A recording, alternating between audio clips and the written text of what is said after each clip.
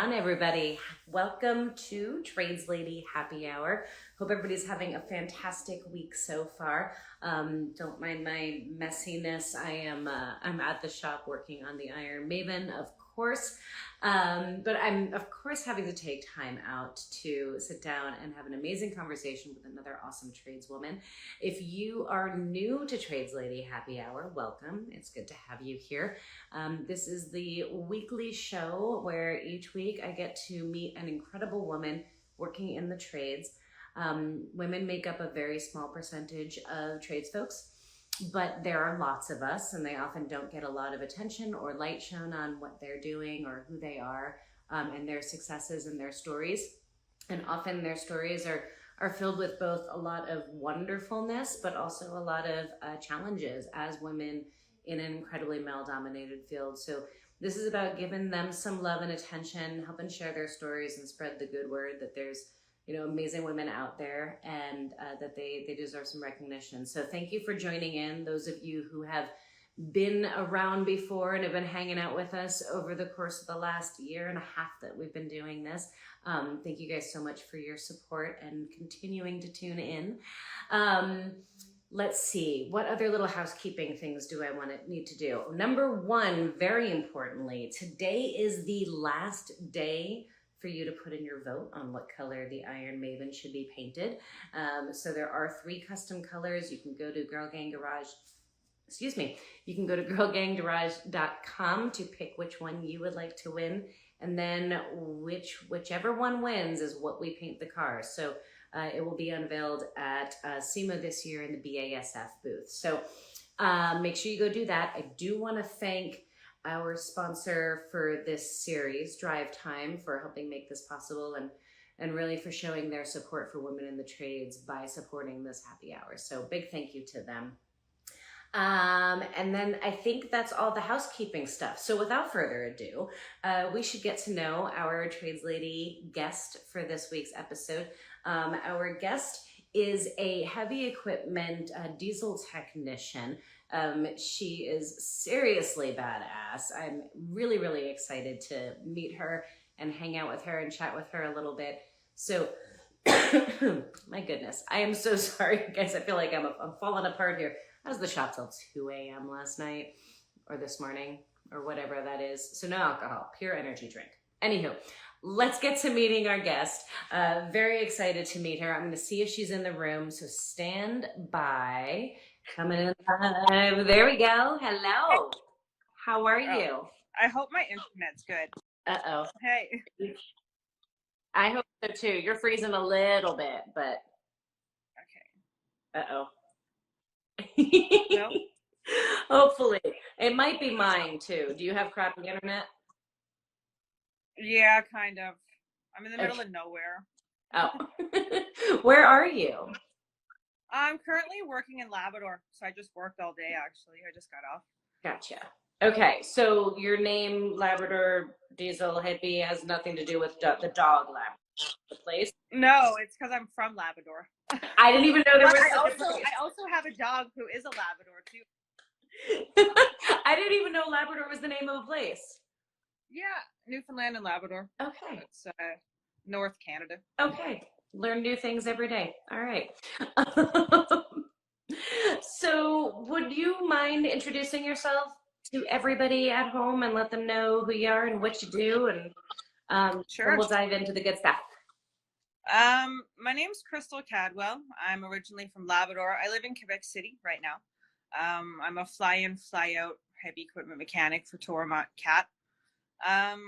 I've only ever done fly-in, fly-out work, so I've been doing that for almost 8 years now. Oh, wow. Which is pretty cool. You can kind of live wherever you want to live, and, that's cool. I don't know. I'm really bad at this, so you might just have to ask me some questions. I'm going to. No, you just did perfect. That was perfect. Okay. Perfect introduction to who you are and what you do. So you're going to need to explain to me and everybody else who may not know what a fly-in, fly-out diesel tech means and what that looks like. So I do normally my schedule is 14 consecutive days of work, and then followed by 14 days off. So ranges from 12 to 14 hours a day. And So you fly away, like you go on a plane and, remote sites all around. Oh. I work a lot of overtime, so I work a lot more than I have days off. But So you're not doing the 2 weeks on, 2 weeks off? no, I always take a couple extra at work. Because you just People, love I it don't so know, much? people like work to live, but I live to work, I guess. I really love my job, so. That's awesome. And I had a great day today Nice. at work. That's why I'm all like happy. What'd you do today? Today we had a 390 excavator, so we installed 2 track frames on that, and we also installed the tracks on it and got the machine mobile to send into the mine. So tomorrow, somebody else will finish installing that. Okay. So when you fly out to these sites, you're not the only one out there. There's other techs with you as well. Yeah. So I think on my team, I can't tell you how many people there are. There might be 50, but we're the remote site techs of the Toromont branch, Canada. Okay. So there's 50 of us. I'm the only girl as of right now. But yeah, we cover mines in Nunavut, Manitoba, Labrador, Quebec, Ontario. So right now, I think there's me and one other member in this area because there's 6 mines here. Okay. But yeah, we're kind of all over the place. So sometimes you get to work with your partners, but you're always working. Uh-oh, you just cut up there a second. You're always working with what? Oh. You're back. You're always working with different people. So that's what I like So about my job. Not Never like in the same place too long. Okay. Interesting. So are you like, would every 2 weeks, or since you do more than 2 weeks, is that in a different location each time, or not necessarily? Sometimes yes. Right now I've been working in the same area for the last year. So that's pretty cool. I kind of live out of a bag. My bag's always going around. So my bag stayed in one place for 1 year, and that's kind of nice. But my parents actually live out here. So that's kind of cool. I get to visit them some days after work. Nice.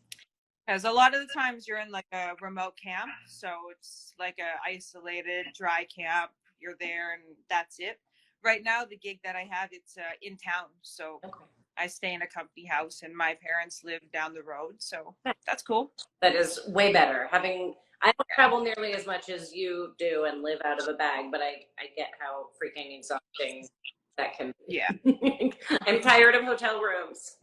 Yeah, they get tiring after a while. They do. Everybody's always like, oh, it's so cool that you get to travel all over the place. That must be so exciting. I'm like, I see airports. I see hotels. It's really about it. Yeah. Not as exciting as it sounds. So you've been doing this your entire career pretty much, right?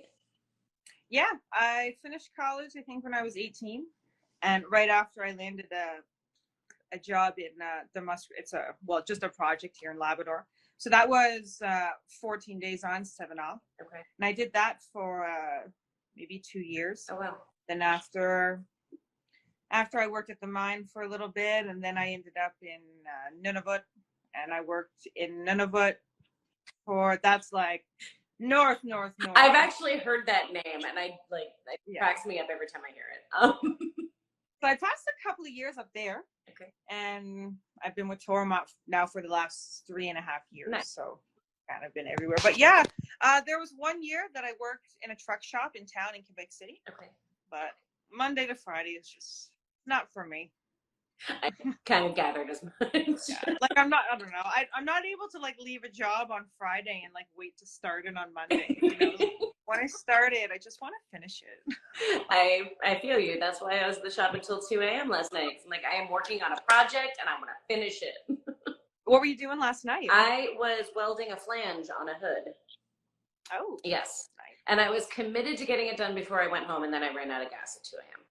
Like welding gas, not energy gas. Although that too. I physically ran out of gas as well. But otherwise, I would have kept going. Yeah, your project seems to be going pretty good. I love following it. When are you getting out here to work on it?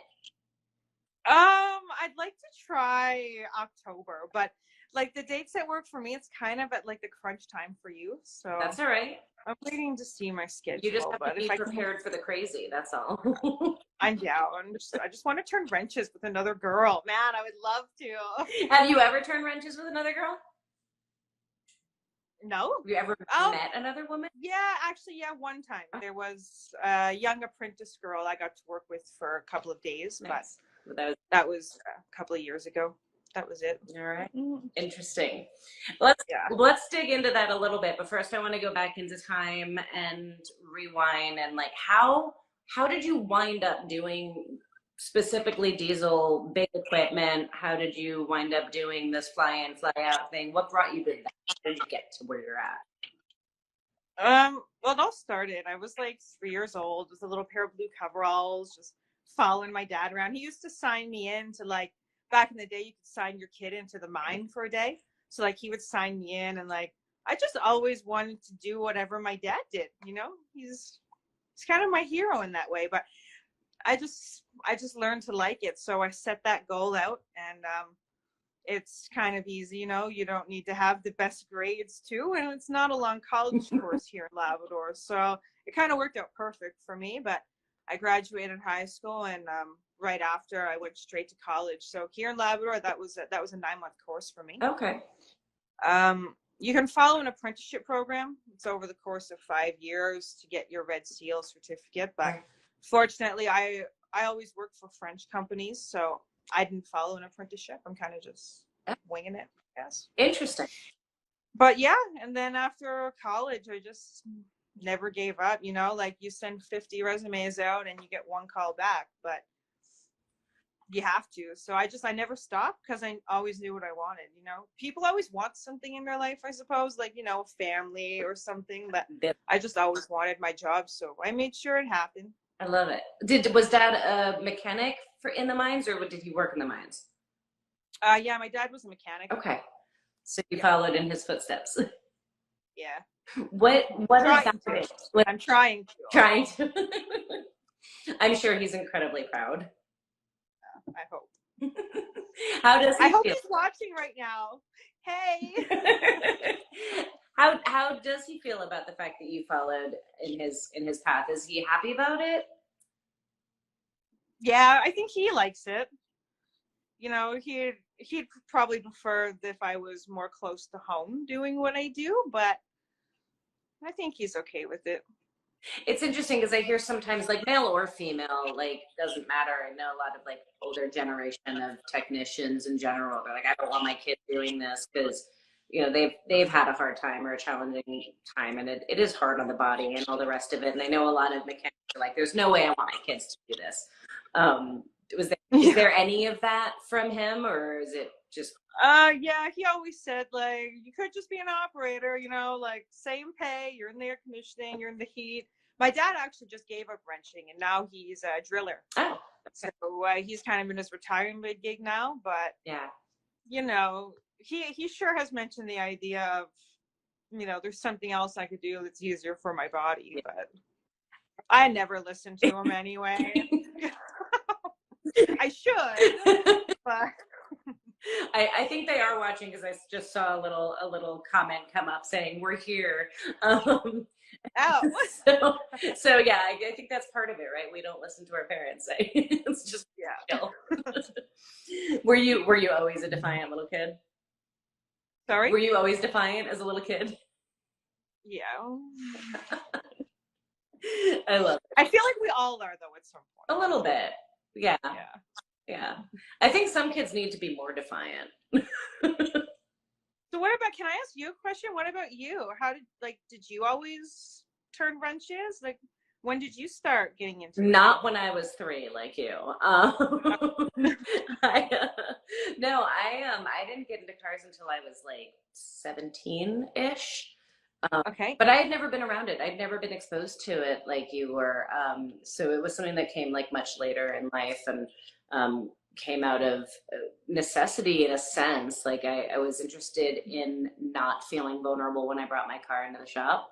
And then I fell in love with it. So it was a totally different path. Cool. Totally different path. But you know, my parents weren't stoked about me doing Yeah. this. They're happy now. Yeah. Good. Did you ever have any interest in doing the other types of things besides wrenching, or did you like, was it always like singularly diesel heavy equipment in the mines being a mechanic? I Yeah, I never changed my mind once. There was never one point of my life that I ever questioned what I wanted to do. And I was very lucky because, like, I know some people, they finish school and they don't know, Yeah, but I was very fortunate. I never changed my mind one time. that is amazing. Mm, And you don't hear that very often. And then to actually like have achieved it, that's yeah, freaking amazing and loving your job every day. yeah, it's great. I'm sure there's a lot of It's folks, easy to work if you're happy. right? I mean, it's still hard work, right? People say if you love what you do, that it's that you never work a day in your life. Like it's still work, but Yeah, you just enjoy it a little bit better. yeah.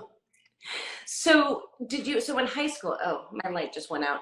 We have a motion sensor light in this room, so I might have to get up periodically to turn it back on again. You like that? Stand by.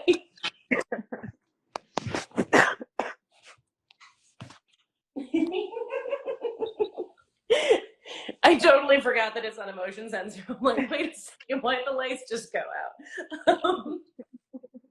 Gotta love it. I normally do this at home, so yeah, Okay. we've got ladies still out in the shop working. So, Are you at the shop now? what's that?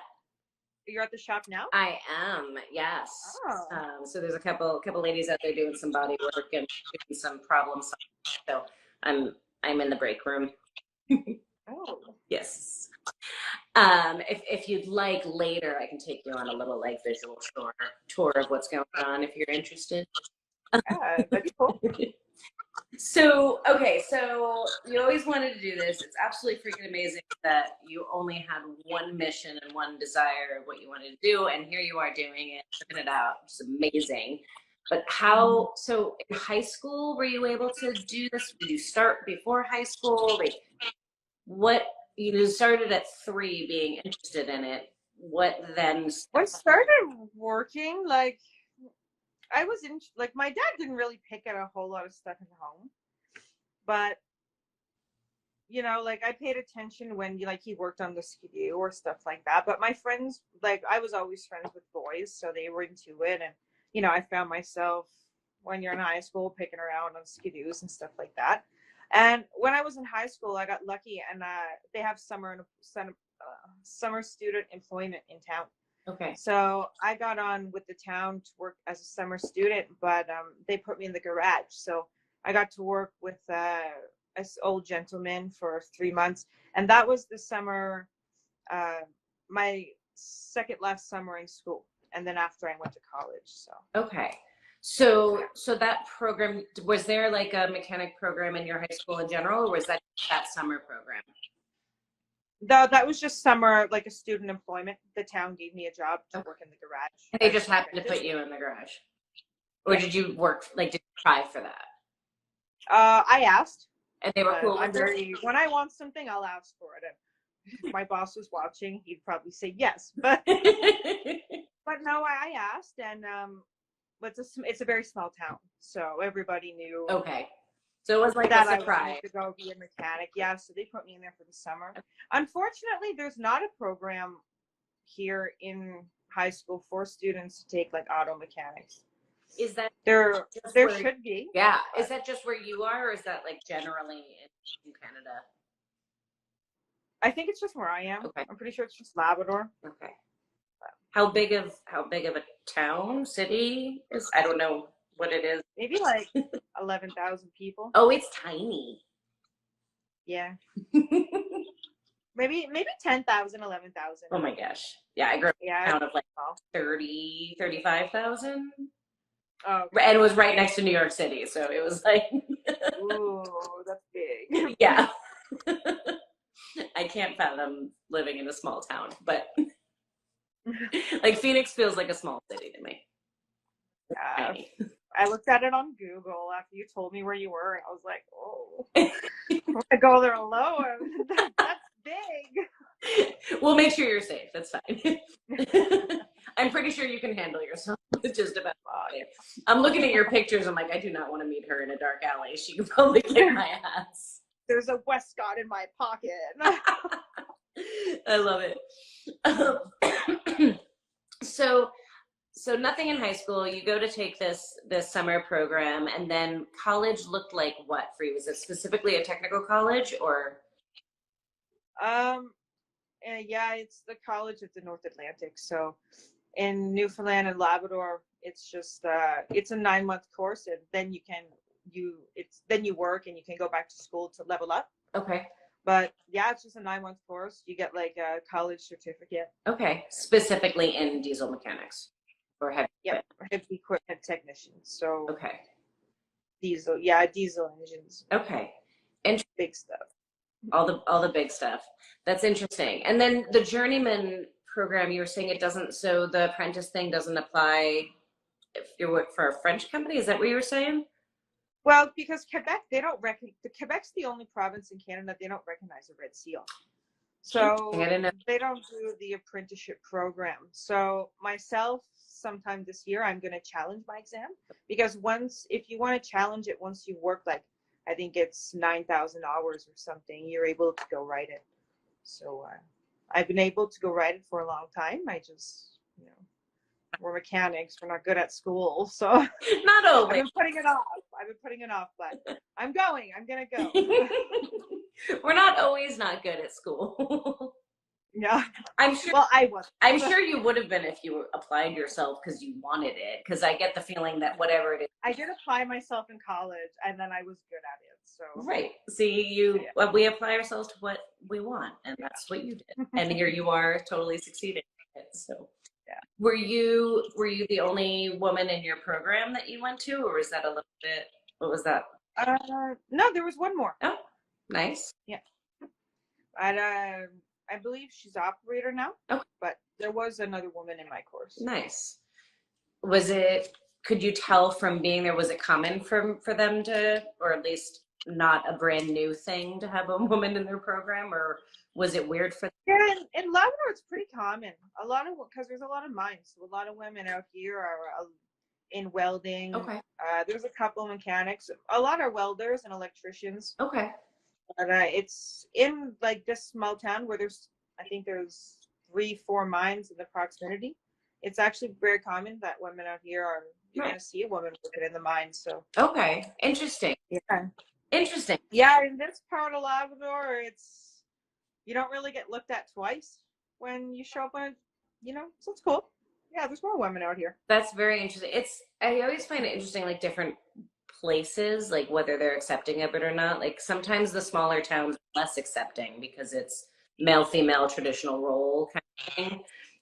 Yeah. And then sometimes it's the cities that are completely less accepting. So it's all over the place. But do you find different reactions to being a woman in the industry based on where you go to do work, or kind of the same? Oh, all the time. You always got to prove yourself. You always got to take a few days to prove yourself, but that's just the way it is, and you just do it. That's fine.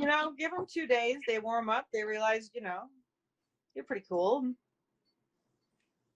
Then it's all right. But I always get a second look. Yeah. When you show up.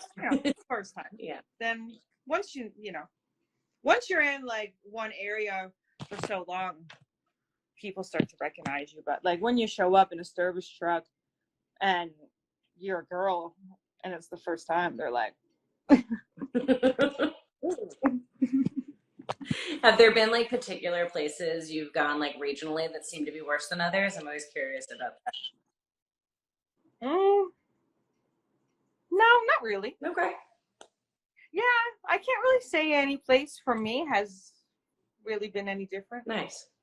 Okay. Yeah. But I work a lot in French mines too, so then it's like, well, I can speak French probably like 90%.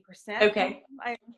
80%, I don't know. That's not bad. That's pretty. Yeah, but like then when you send an English woman to fix your truck, then it's like you get triple looked at. But it's a challenge. You just make sure you do your job, super good. Which do you think is worse, Try your that best. you're a woman or that you're English? Right? Both. We're like, They're like, we can tolerate her being a woman, but but she's not French. Amazing. But I can't really say I've ever had a bad experience, to be honest. Nice. No, maybe I've had, one, but it might have been like 8 years ago, That's amazing. Yeah, people, with the times, people are getting more comfortable with it, I'd like to say. You're always going to have your struggles, but, Yeah. It's always good to hear. we all do. I mean, I think it really depends because it's interesting. I, on the one hand, feel like I hear more and more stories like yours where it's like, nope, haven't had any pushback. It hasn't been that challenging. And then at the same time, I'm hearing just as many where women are still dealing with the same BS from a decade ago or 2 decades ago, where they're still having a really hard time getting opportunities. So it's a real mixed bag right now. It's really interesting.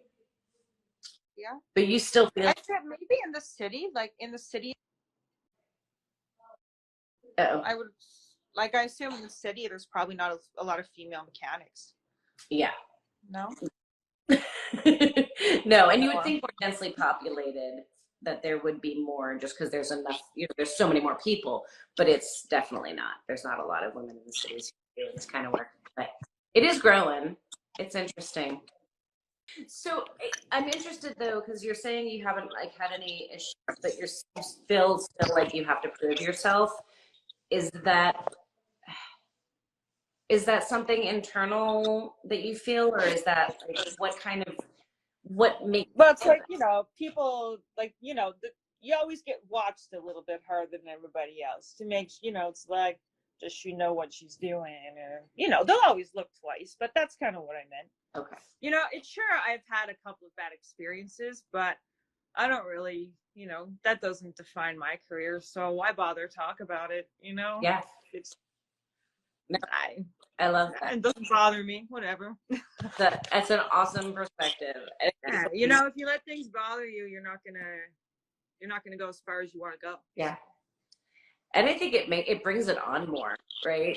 Like they're like, oh, this bothers her. Let's keep doing it. So what is it you love most about this work? Like my favorite thing to do? Yeah, I mean, I guess why, like, you're so passionate about it. This is the only thing you've ever wanted to do. Like, why this, and what is it you love about it? I don't know. It's challenging. Every day. Sorry, I gotta get my phone charger. No worries. Every day it's something different. It's never the same. Sorry, just give me one second. You're fine. No, I just like it because it's every day something different, and you can work with a mechanic that's been a mechanic for 30 years and you guys can learn something together someday. That's what I really like. My dad always said, Chrissy, you'll never know it all. And it's true. You'll never know it all. And I think that's my favorite part. You can't get bored at it. You always see a problem you never seen before, and you have to use your brain. And yeah, I like troubleshooting a little bit, but I like changing big parts. That's what I like doing. I like getting dirty and just changing big parts. The bigger, the better. Yeah, I like that. I mean, so male or female, regardless, like, I can't even, like, fathom working on stuff the size that you are working on. I mean, cars, they're so much smaller and everything's so much easier. Like, that makes sense. I can't work on cars. They're so small. How does that work? And are there like 9 million different types of equipment that you're working on and having to figure it all out as you go? Or like, are you working on specific types? I mean, obviously you're with Caterpillar, but like, are you working on just all different types of equipment? Yeah, so like today we put track frames on. We had to use we had to call in a big crane to come and lift those in place for us. Okay. Or a lot of the time, like, telehandlers and lifting devices. And you're speaking a different language. Oh, I'm from the city. I'm like, you're doing what? there's all kinds of gear to lift you where you gotta be and lift what you need to lift. Okay. So it can, yeah. Well, I don't know what any of these pieces of equipment are. Well, and it's like today I had to torque my track bolts to 2,120 foot-pounds. So like we use a high torque for that. So it's like a little hydraulic pump that you plug electrical, Okay. and then you set the pressure. So like I think today the PSI I put in was 6,600 pounds. Wow. And that put out 2,100 pounds of foot torque. So like this machine, it's like a little gun, and then it has like a long steel, like you can put a long bar on it, and then so that'll jam against something metal so it can torque the bolt. But like that's only one way, you know. We have rad guns too, and now they make them battery powered, so if you can fit it in. But amazing. I'm like, all right, that sounds fun. I can see the appeal. Because I'm a tool whore. So when you start talking tools, I'm like, ooh, this is okay, new tools. And like our impacts like go up to like 1.5 inch drive. That's crazy to me. 1/4 inch, yeah. 3/8. Yeah, our tools are most of them are the same, but like, you know, for big stuff, just for torquing and stuff like that. Yeah. Or like if you gotta like push bearings or like, you know, push a pin out of a stick or something, there's all kinds of hydraulic powered jacks you can rig up. But you learn the tricks throughout the years. Like I like when you get the chance to work with someone who's been at it for 30 years. You know, you always learn a new trick. So yeah.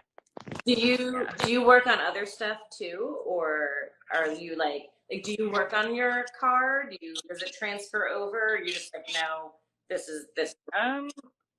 Well, my truck has warranty right now, so I don't work on it. But I do have a 3-wheeler. I got a Honda Big Red 250 ES 1985, if anyone likes Big Reds. But I'm currently rebuilding it, so I got it stripped down. I painted the frame. I'm doing my first body job work. So, nice. Like, I'm trying to, like, I think I had to repaint my forks, like, 5 times because I just couldn't figure out car paint. Like, it's friggin' different, but... Yeah, so that was a learning process, but yeah, I'm rebuilding that, replace the carburetor, clean it, stuff like that. And my skidoos, I got a old skidoo, a 12 Elan. It's a little 1-cylinder. Okay. It's pretty cool.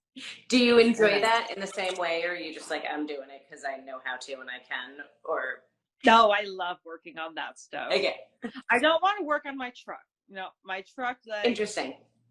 Yeah, I have, but just because it's new, I really want a square body Chev. Yeah, you and everyone else, they're expensive now. Yeah, but I want one to rebuild myself and like make it my truck. But I need a garage first. Okay, that's like I need a big garage to put that in. Yeah, you need to like stay put long enough so not be traveling all over the place. Yeah, I've moved like 5 times in the last 3 years. So I need to settle down somewhere so I can get a square body. I love the goals. Yeah. I gotta settle down so I can get a square body. That's fantastic. Is everybody at this company that you work for, is everybody fly in, fly out, or are there like any people, is there a possibility of being stationed in one place permanently, or is this just oh yeah, okay, yeah, we got a branch, we call it a branch, like a garage. We have them everywhere. Okay, so like my teams, we call it Store 90. That's our branch name. Okay, but we're all flying, yeah, we're all fly in, fly out. Then you can go to any branch in town. They have locals everywhere. I'm assuming, so if they're like short-handed technicians or stuff like that, that's where we go. Oh, okay. So if there's not a fly-in, fly-out job to do, you're at one of the local places helping out? Oh, no, I'm always fly-in, fly-out. Okay. Yeah. Okay. No, I've never worked local for Tormont, actually. Right. Not yet. I don't think I will. But no interest? No, I like my work. I like working away. I like that. Fair enough. Is it different? I would assume it's different stuff that one would be working on at one of the locations versus out in the field, or is it the same? I mean, a lot of that's too big to move to a place, right? Yeah, the everywhere I work, they're all different. The mine I was just at for a little while, they're running 797 haul trucks, so they're like, I don't know, 350, 400-ton trucks. They have a big fleet of those. I work a lot on, or I worked a bit on electric shovels too. Okay. Big front scoops. They're Okay. pretty big. Dozers, loaders, excavators. There's all different stuff everywhere. It's pretty similar gear. Okay. Some places run bigger stuff than others. So is it But just basically all the same, just different sizes. Is it constantly different stuff that you're working on, generally speaking, or you see kind of similarity, or not similarity, but like similar things that you're doing? Every day it's pretty different, actually. Like today I did track frames on a shovel, and I think tomorrow I need to go and put they rebuilt the transmission for a 994 loader. Okay. So I think tomorrow I'm going to go install that at a different mine than I was at today. Okay. So, I never know what I'm going to do until I go in. That's pretty cool. Oh. Sometimes I do, like, we build trucks too. Okay. So we're like an assembly team. So when a mine orders a new truck, it'll get shipped on like a flatbed. Okay. It'll take like 10 flatbeds to ship one truck. It'll come in all these boxes and pieces. Okay. But then we go there and we build that. So that's normally like a month-long project because you build like 3 or 4 at the same time. Interesting. But that's the only time you really know what you're going to do the next day. Interesting. Or sometimes you'll go to a shop and you'll be there for 2 weeks working for that customer, and then they'll do like a overhaul on a piece of equipment or a big project, and they'll put Tormont on that, so you'll do that for 2 weeks. But interesting. But otherwise you show up and they tell you what you're doing and you know it. Yeah, like it was just because I started my 14 days of work today. Oh, okay. So well, I was working some overtime, but my 14 days started today. And which is why I think it was today. You're super. Yeah, it was yesterday. I think yesterday I was told 5 different jobs. Like first I was going here, and then I was going there, and then I was going there. Oh. And then finally, okay, you're going there. So interesting. And you like that piece of it, or is that challenging? Yeah, I like it. You like it. Yeah. The excitement, the suspense. Yeah. What am I going to do today? Yeah, still when I go to a job, I'm still thinking like, oh, like I hope I know how to do it, or hope I've done it before. But sometimes you haven't, and you're able to figure it out. You just gotta, maybe call and ask, or you can always figure it out. So I think that's what I like. It's a challenge. Yeah. So you still have those moments though of, am I going to know enough? Oh yeah, all the time. I like to think we all have them. I think so. Just a lot of people don't. I definitely do. Yeah. A lot don't admit to it, but I think we all have those moments for sure. Yeah. But I think it's good to second guess yourself sometimes, like double check your work, make sure you're doing it good. I think if you're, I don't know the word, but sometimes if you're a little too confident, you can make a mistake too. So Yep. It's like always double check. Yep. I think the minute we get comfortable and think, oh, I know this, that's when bad things happen. So yeah, absolutely. Do you have a favorite type of work that you do within all of this? Specific type of job, or? I really like electric shovels, the big ones. I really love working on them. What about? Just because they're big and they're dirty, and no one likes them because they're dirty, but I just like them. But I think I really like electrical. I love doing electrical troubleshooting. Okay. Also uncommon, like a lot of people, male, female, whatever, a lot of people do not like electrical. What is it you like about it? Because so you could take 1 minute to fix it, or it could take 1 week. You never know. Yeah. I think that's what I like. I know, I was gonna say, I'm noticing a theme here. It's Like there's some days like when you're doing ABS wiring and you just want to like, you're just gonna catch this thing on fire. Like when I worked on track and trailers for a little bit, like just gonna catch this truck on fire. There's just wires going everywhere and bypasses everywhere. And I love that. I don't know. So you're definitely someone who likes to be surprised. Anybody wants to throw you a surprise party, she's gonna dig it. See, I love electrical work, but when you get into a project and it's like obvious that 9 million people have had their hands on it, and there's the bypasses and the wiring everywhere, I like lose my mind a little bit. I just like cut it out and just sometimes just redo it if I have time and I can. How can I'm assuming that they're very computerized, that there's a ton of electrification on even the vehicles or equipment that you're working with, or is it much what level of electrification is there? Quite a bit. There's a lot of ECMs.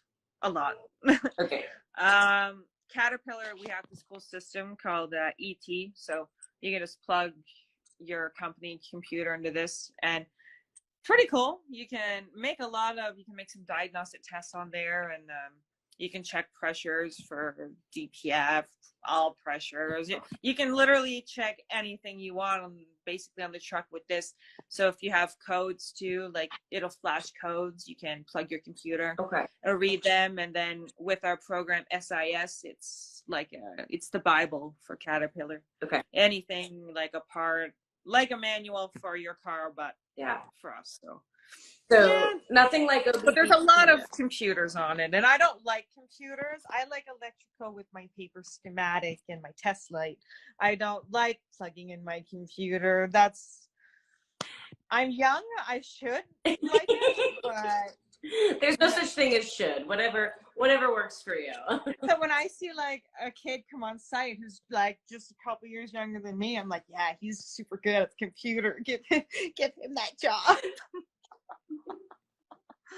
That's funny. Although I totally feel you on the wiring diagrams, because and that's the thing too, like the computers, I don't know if it's the same for you on your end of things, but I feel like the plug-in computer, the diagnostic stuff, it only gets you so far. Like it points to the system or like where you should be looking for your problem, but at the end of the day, like you kind of have to roll up your sleeves and like go look at the thing and get hands-on with it and figure it out. Yeah, you need to understand it. Yeah. But even a lot of people think I'm crazy for liking wiring diagrams. Do you get that same like reaction out in the field? Like, oof, electrical. Yeah. Is it the same in heavy equipment? Okay.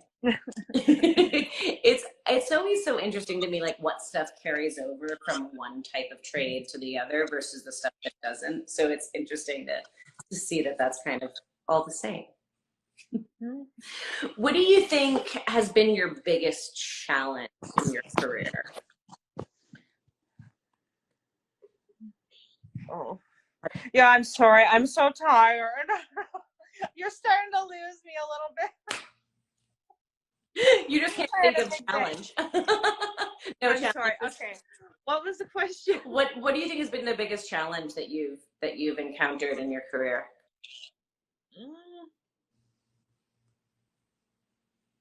No challenges. That's good. No, there's a lot of challenges, maybe, but I just, you can never really think of one. I think maybe learning to work smart. I don't know if that's really a challenge, but like I was, you force too hard sometimes. That was a challenge. I'm not the Hulk, but there's 100 ways to go around it. Right. So that might have been a challenge at the beginning, but I don't know. If you're sweating, sometimes you're just working too hard, use a different tool kind of. Yep. Might have been a challenge, but I can't really think of one, I guess. That's all right. Sometimes they're more internal challenges, right? Like remember, like, oh, I'm working too hard. So that's fair. I used to be really messy. Like I used to just like I don't know, just leave my stuff everywhere. But now I'm just super clean. Ugh, So I'm jealous. I need to learn that. I have not learned that lesson yeah. yet. Excuse me. How long have you been working today? Like how many hours have you been at um, work? I did 13 today. Oh geez. So yeah, you're like super tired. Yeah. I'm just ready to. I'm gonna eat supper and go to bed. What time do you have to be up in the morning? Um, right now here it's 9:45. I need to wake up at 4:45. Oh, fun. Yeah. All right. So I should probably let you go to sleep pretty soon then, huh? Yeah. No worries. I was excited to talk to you. I know. Now we need to get you out here. That's the next step. Do you want to see what we're gonna put you on? This Yeah, will I this would will love to this see it. will wake you up a little bit. All right, cool. All right. Hang on. Let me walk outside here. All right. So this is the beast. So Oh. so we got a bunch of ladies in the chat Yeah. today, just working away, and that's what you I come love up. it. A garage full of ladies. So much fun. It's just so different. It's so different from anything else. I don't know. Yeah, it's hard to explain. I need a female friend to turn wrenches with. So if anyone's in Labrador. Any ladies in Labrador, reach out and connect, or nearby ish. I love it. Well, I don't want to keep you up. I do want to ask you one final question, and then I'll let you get to bed. What if you had the opportunity to talk to the younger you, or just another young boy or young girl out there who wants to do what you're doing? What is your advice? Just go do it because you can. That's simple. Yeah. I love it. Just believe in yourself and just go do it. Did you ever have any challenges believing in yourself? Or has that just been No, you? there's been some days where it's like, man, I'm just, it's like I'm not good enough, or I should know more than I should know right now. And I think that a lot, actually. I think I should know more than I should know right now. And you know, people, my friends that I work with just say that that's not really the case, but I still feel that about myself a lot.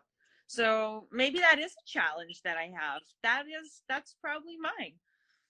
I think that But I think it's a common one. yeah, so I think I always say if you learn something every day, you had a good day. So even if I'm doing a job I've already done 8 times before and I didn't learn anything, I'll always, if there's someone around, I'll always try and ask a question about something so I can just try and learn one thing a day. That's what I I like that's what I try and do. I like that. And it's Yeah. interesting to me to hear, and I think it's probably common for a lot of people, is that we're harder on ourselves than the people around us, right? Like you're saying, your coworkers are like, no, it's totally okay that you don't know these things yet, but internally, we're hard on ourselves. Yeah. How Well, I think that's good. I think if you're hard on yourself, you gotta be. it I pushes you, think. Yeah. absolutely. I have to ask, do you ever have days when kind of that wins the battle, right? Like I think we all have kind of voices that are saying you're not good enough, you're not smart enough, like all of those voices. Do you have days ever where those voices feel stronger, and how do you shut them up, if that makes sense? Like how do you keep moving forward on those days? I kind of just tell them to F off in the morning and do my job. I always say to the guys at work, you're supposed to leave your feelings at the bus stop. Leave your feelings at the airport. Okay.